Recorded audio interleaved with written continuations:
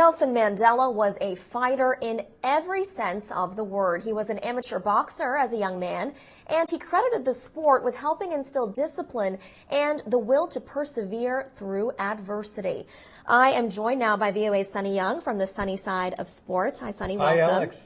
Well, we're going to talk about Mr. Mandela's lifelong association with sports, and that's really what it was, wasn't it, Sunny? I mean, he was a student of boxing, but he really had a love for all kinds of sports. He was a big sports fan, Alex. As you mentioned, he was an amateur boxer in his younger days. He was also a runner.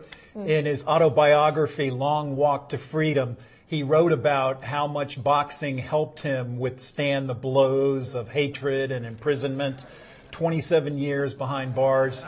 When he came out, he looked very fit. He was in his early 70s when he got released from prison. Wow. But I think his love of fitness really helped him live a long life. That's an interesting aspect of his legacy, too, because I think a lot of us hear about Mandela in association with politics and apartheid, but to know that he was such a sports figure as well. He also is credited with helping South Africa win its first African Cup of Nations title. That's kind of like the African Championship in Africa football. They won it a few years after he was released from prison, and he inspired the team just like he inspired the rugby team in 1995. Right, which I wanted to talk about. So there's this film, of course, about that championship, the Rugby World Championship in 1995.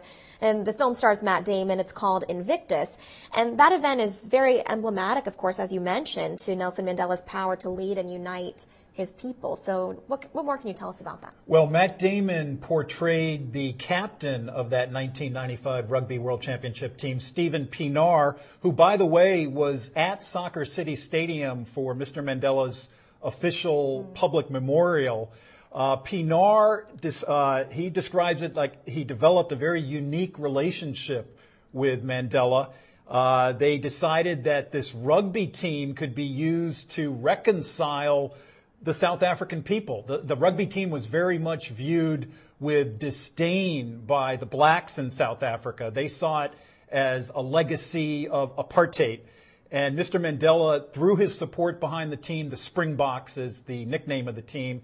And in one of the most emotional scenes from that movie you mentioned, Mr. Mandela presents the trophy to Stephen Pienaar at Ellis Park in Johannesburg, and the crowd just went crazy in appreciation. He's very much viewed as a man who reconciled the South African people out of a very difficult period in that country's history. And then how amazing, too, that his memorial was held in this sports stadium. Soccer City Stadium, also called the FNB Stadium in Johannesburg, where, coincidentally, he made what is really regarded as his last public appearance before the 2010 World Cup final between Spain and the Netherlands.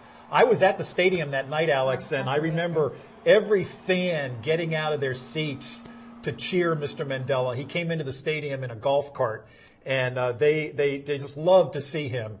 He didn't stay long because it was a very chilly night in Johannesburg, but yeah, I think it may be appropriate that he kind of said farewell at Soccer City. What was that like for you, that moment, seeing Mr. Mandela in person, such an icon and someone you've, of course, studied in history books and you've reported on? Well, I was kind of up in the nosebleed section, so I wasn't exactly within arm's reach of Mr. Mandela, but it was still a thrilling moment to be there in front of such a huge crowd and to see, one of the greatest men of this century. Right. Now, finally, very, very quickly, that 2010 World Cup, he's credited with bringing the World Cup to South Africa. What is the significance of that? A lot of people feel if it wasn't for Mr. Mandela's lobbying on behalf of South Africa, that the first World Cup ever staged in Africa would not have been.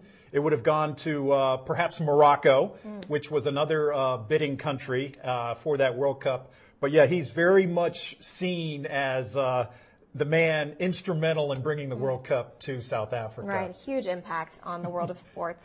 Thank you so much, Sunny. We really appreciate you coming on today. Again, this is Sunny Young of VOA's Sunny Side of Sports. Thank you, Alex. All right, thank you, Sunny.